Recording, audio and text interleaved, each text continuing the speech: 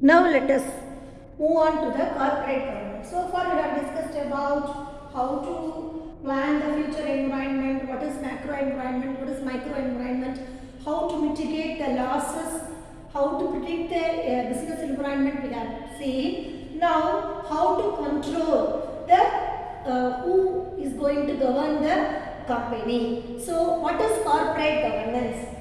What is that? See, the corporate governance refers to the way a corporation is governed. It is the technique by which companies are directed, managed and controlled. What is corporate governance? How the companies are managed and controlled. So, how the companies are managed, controlled and also how they are going to give the direction. So this is called corporate governance. What is the benefit of the corporate governance? So the good corporate governance ensures the corporate success. Corporate means a very big company. The big company will be a successful company. It will be a listed company in the stock exchange. So when the good corporate governance, who is administering the company. So strong corporate governance maintains what will be the effect. Another benefit is it will give self-confidence, confidence to the investors, because company already we have studied all the shareholders are the investors. So it will give self-confidence, confidence to the investors, as a result of which company can raise capital effectively and efficiently. It will give self-confidence to the investors. So investors will be very happy and the capital contribution will be more effectively and efficiently. So this is the benefit, increase the investors' self-confidence. So then next what we are going to learn, what is the role of the corporate governance? See, the corporate governance is the system by which companies are directed and controlled, managed, already we have seen. The responsibility, who is having the responsibility? The responsibility of the board include setting the company's strategic aims, then providing the leadership to put them into the effect, supervising the management of the business and reporting to the shareholders on their stewardship. So, on behalf of this, behalf of the shareholders, who is going to take the govern the company? Board of directors. So, these are all the role of the corporate governance. What are all the roles we have seen? How they are going to have a strategic aims, company strategic aims, providing the leadership to put them into the effect, supervising the management of the business and reporting to the shareholders. What is the role of the board of directors? They are going to manage and they are going to form strategic aims and then they will put the aims into the productive ways and supervising the management of the business and reporting to the shareholders on their stewardship. On behalf of the shareholders, the board of directors are going to govern the company. Then, what are the four pillars of corporate governance? So, a common model for defining corporate governance is to be described as the comprising of four pillars. Who are they? Who are the four pillars? They are called board of directors. Board of directors. Management. They are all the four pillars. Management, board of directors and also internal auditors and external auditors. Internal auditors and external auditors.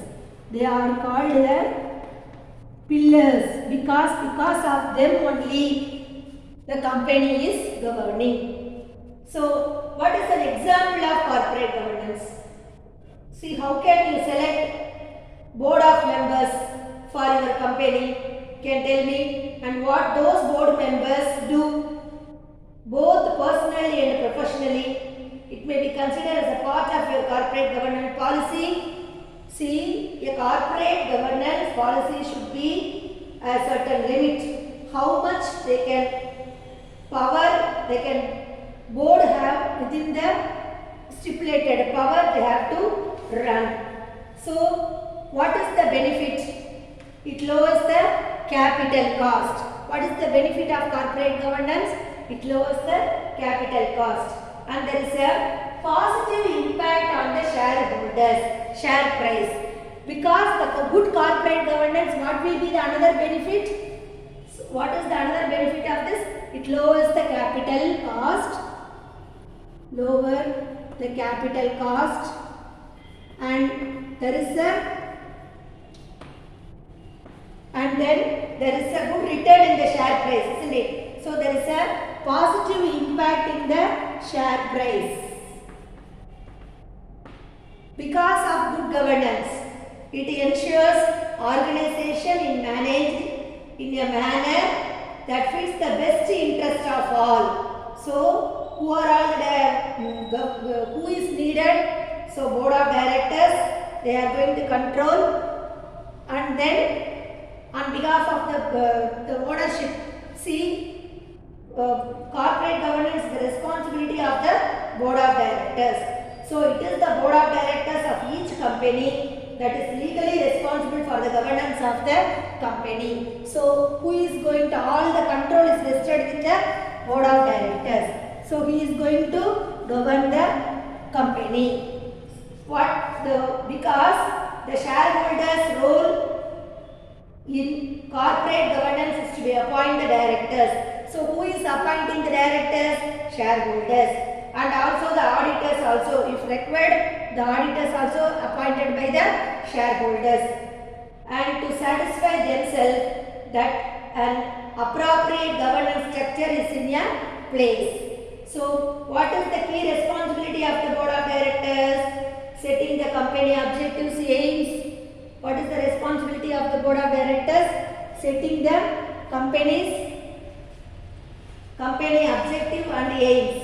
Isn't it? Setting objectives, board of directors, setting objectives, setting company objectives, and also framing the strategy.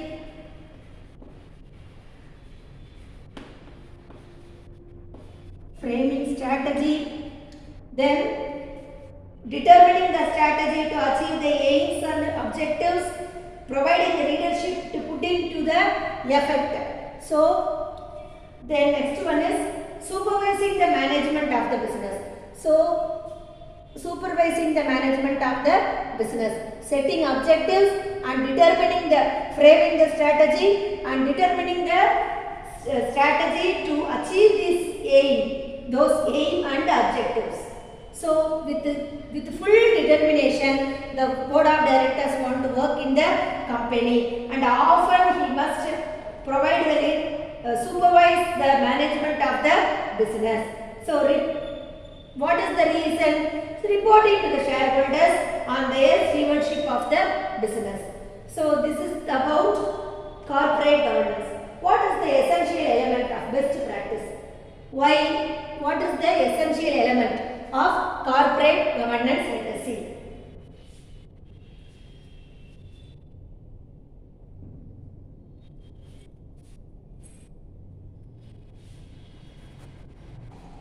What is the essential elements of the corporate governance? The role of CEO, Chief Executive Officer and Chairman in public companies should be separated. So, CEO and Chairman should be separated. Then, next one is, board should have at least 3 non-executive directors. So, the board should have the 3 non-executive directors.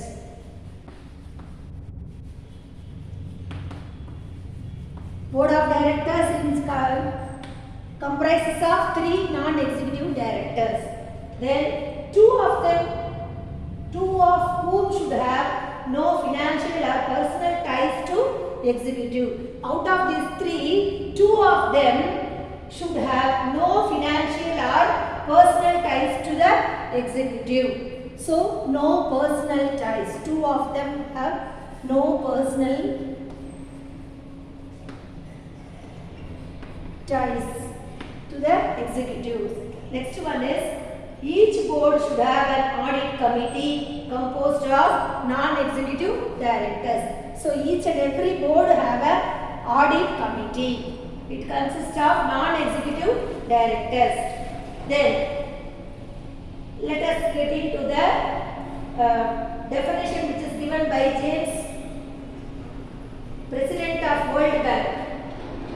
The proper governance of companies will become a crucial to the world economy as the proper governing of countries. What is the corporate governance? It is proper governance of company. What is meant by simple terms? It is called proper governance of company. Proper governance of company.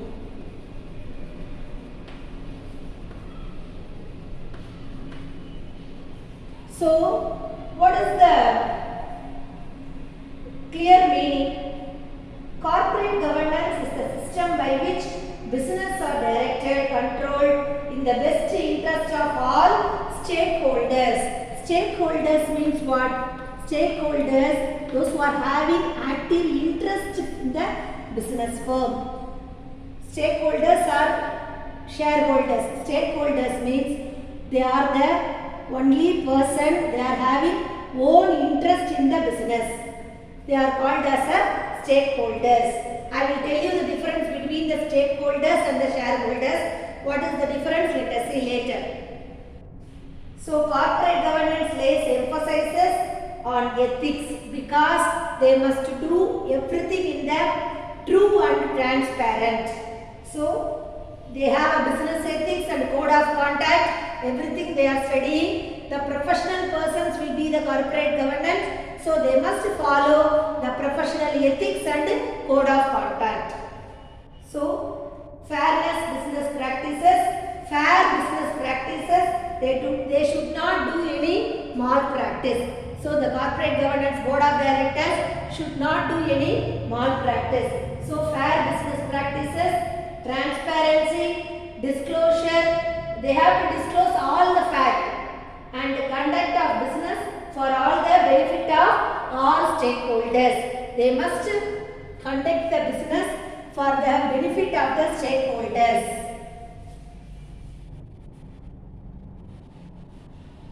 The corporate governance specific the rights and liabilities of different group of people like chief executive, directors of the company, directors of the board, managers of different departments and other stakeholders. So, what are all the rights and liabilities? So, this helps to provide structure through which the objectives of the company formulated and the performance is monitored. So, structure through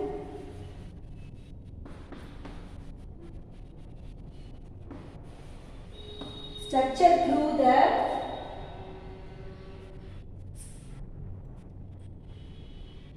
they can frame the objectives. They can frame the structure of the objectives. And also they can monitor the performance. So the corporate governance will often they will monitor the performance. Monitor the performance. Performance of the whose performance? Management performance. So the corporate governance maintains balance among the individual goals and social goals and economic goals and also social goals. For example, company like what are all the company we can tell corporate governance, they can have the social goal, individual goal,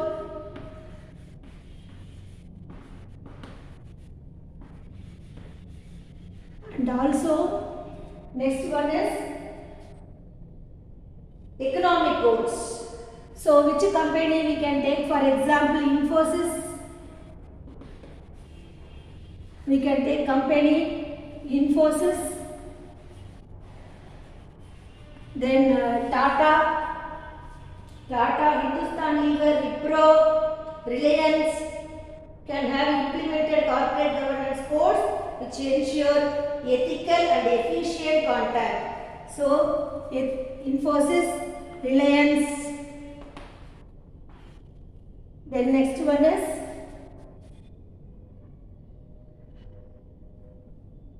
Hindustan Lever.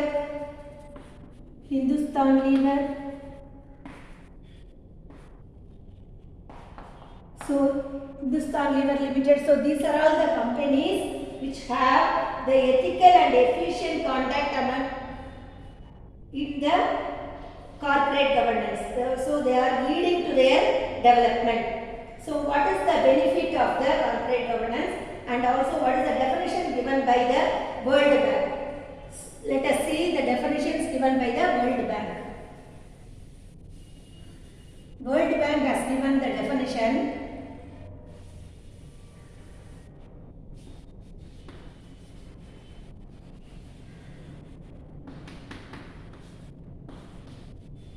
World Bank has given the definition, that is, corporate governance is about promoting fairness, transparency and accountability.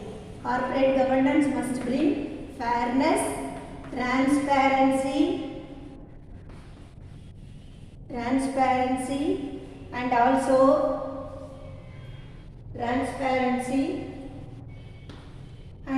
accountability. Everybody is accountable to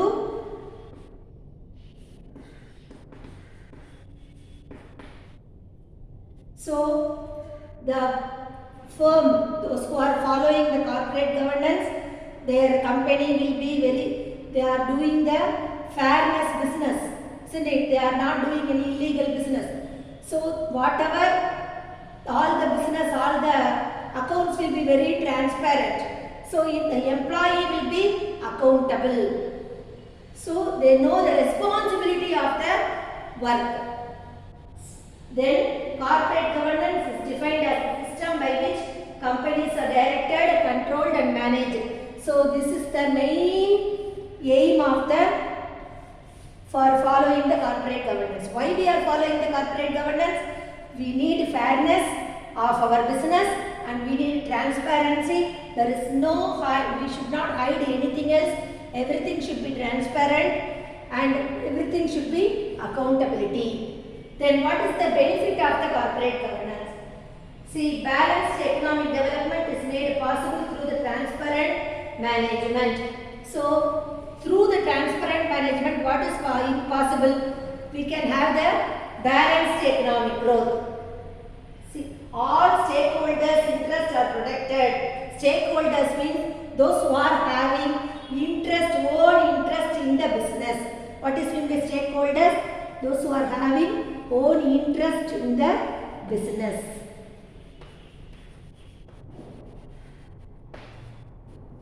So they are going to promote all the stakeholders' interest, isn't it? They are going to promote and to protect through the corporate governance.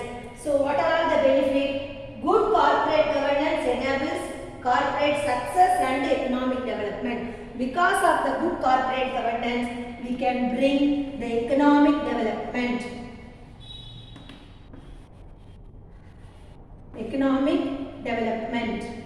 And then ensures stable growth of organization. The organization growth will be stable. So, growth of an organization. Then next one is improves investors' confidence and enabling raising of capital. And it reduces the cost of capital for the companies. Already we have discussed positive impact on share price, and it eliminates what is the main wastage. Because of good corporate governance, it eliminates wastage and there is no corruption and there is no corruption in the company, and also risk and mismanagement, and there is no elimination of wastage, corruption, risks and mismanagement. It improves the image of the company. What is the impact? It improves the image of the company. So this company, if we say the name of the company, the reputed concern, so the people, the public can have a very good image. That will create a good corporate governance. Because of good corporate governance, we are getting a good image from the public.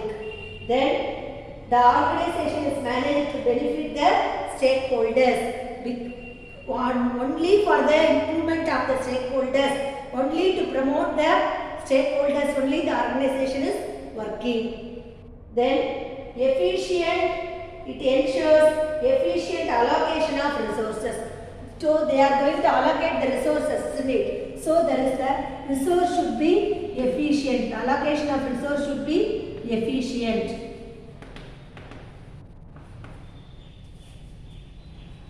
And creates a strong brand as an ethical business. So very good business, loyal business. We can have a strong brand. We can have a brand name. Such a company, see HP laptop. See, immediately we are ready to purchase whatever it may be. So such a brand name we can create. How can we create a brand name?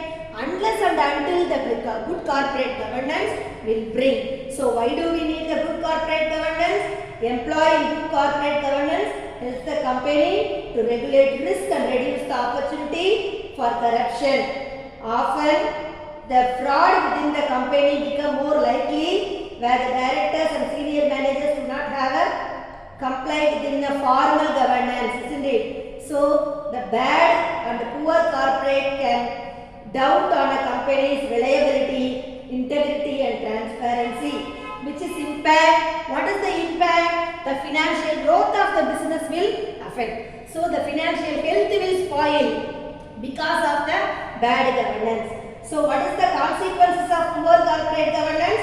A lack of effective corporate governance at the executive and the management level can lead to the business decisions which can lead the overall nature of the company and make it more difficult for the business to meet the financial obligation. So it will lead to the very worst condition. So why it is needed? A good corporate governance is needed. It is to bring the company success and economic development. The good corporate governance is needed. So the corporate governance is based on the four fundamental. What are all the pillars? Four fundamental pillars is fairness, transparency, accountability and also responsibility. So because of this reason we need the corporate governance. Then let us move on to the topic. So another in India, Indian corporate governance framework requires listed companies. Because of this, if we follow all these rules and regulations, whether there is a good corporate governance, we will be one of the listed company. We will become one of the listed company in future. So it can thus, I will conclude this. Presence of active governance norms in a company, it will enhance the image of the company, increase the investors' confidence. So it is the very safeguard for the interest of the shareholders and the society. So this new norm, when it is laid out, the Companies Act 2013, by bringing in transparency in corporate, have raised the governing standard of Indian companies as per the international standard. So during the year 2013, this act was laid out to follow the corporate governance. So the good corporate governance will lead to the fairness, transparency, accountability. Because of the good corporate governance, our organization economic development will be growing and growth, there is a growth of the organization also will be there, and there is, we can eliminate the wastage, corruption and mismanagement, everything, and we can get the good image in the public, and the resource will be effectively separated. So these are all the things. So we have discussed about the corporate governance. So the company want to pay the tax. We know about the only one tax, one nation. What is that? Goods and service tax. Let us discuss in the next video.